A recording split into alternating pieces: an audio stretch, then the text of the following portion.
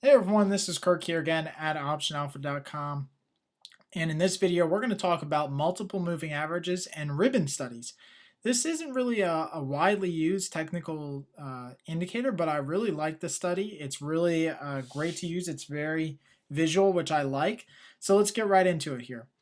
So, some background, we all know that multiple moving averages are all over. They're the easiest thing to use. Moving averages, simple moving averages, exponential moving averages, and they're accurate and they're visual, so they're easy for everyone, right? They're a very beginner tool. But multiple moving averages even help show when a trend is getting overextended or reaching a top or a bottom. And that's what we're really going to be looking for when we talk about ribbon studies. When you use just a regular simple moving average or exponential moving averages, you don't really get a feel for overextension. You know that it's getting far away from the averages, which is a sign in of itself that the index is getting overextended, but you really have no visual concept of that other than just the pure distance between the price and the moving average. So when we typically see ribbon studies, they consist of approximately 8 short-term and 8 longer-term exponential moving averages. Now these shorter-term moving averages can vary in length and are more dependent on the time frame you're trading. So on the chart to the right, you can see that we have about 16 different moving averages plotted against this particular stock. Now, each blue line is a different moving average and of different and varying lengths. So you can see it creates this intertwining web that weaves and moves with the market.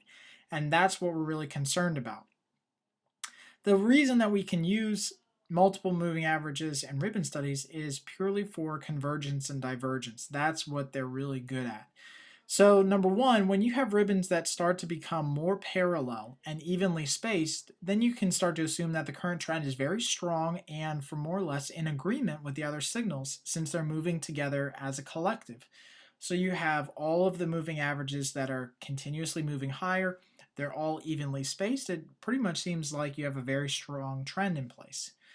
Now, when the ribbons start widening out and spreading, this signals that we are starting to reach a market extreme and could be the end of the trend. So, short term moving averages are reaching extremes, and then the law of probability suggests that these levels won't last much longer. So, as we start to see ribbons really expand and the distance between the moving averages really increase, then we know that the short term market is going very, very much astray or extreme from the longer term averages.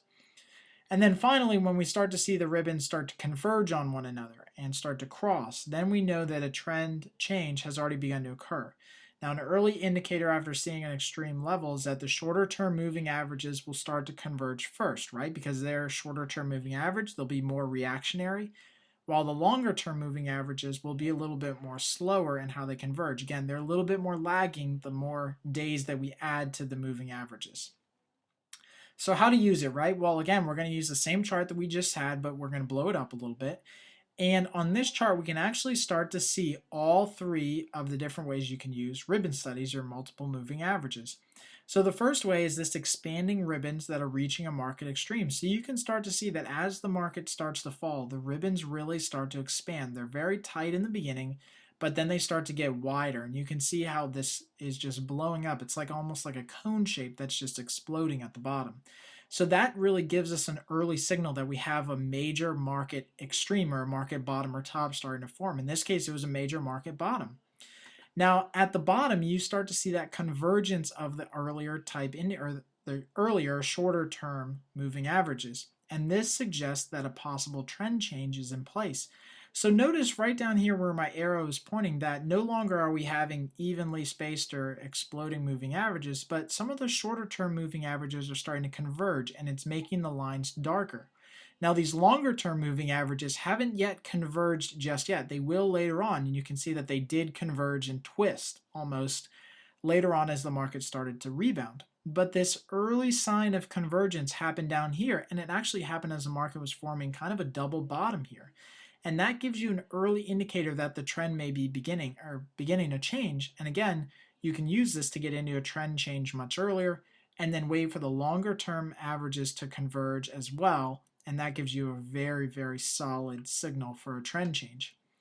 Now, the third way we can use it, like we talked about, is actually the strong trend or parallel ribbons. So notice as the market starts to rally away from the bottom that it just formed, that the ribbons begin to become parallel. They start to make even, and there's no real exploding divergence or convergence on the ribbons.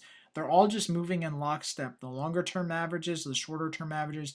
Again, this suggests a very strong trend, and you can see that the market continued in that trend for quite a while here. So these are the three main ways that we can use multiple moving averages and ribbon studies. Again, it's a really great technical indicator tool. It's great for plotting trend changes. You can use them on daily, weekly, or monthly charts as always with anything. Just make sure that you have a lot of ribbon studies on there. I typically like to have anywhere between 12 and 16 moving averages on my charts. So as always, I hope you guys really enjoy this video, and thanks for watching. Take a second to share this video right below with any of your friends, family, or colleagues on your favorite social network.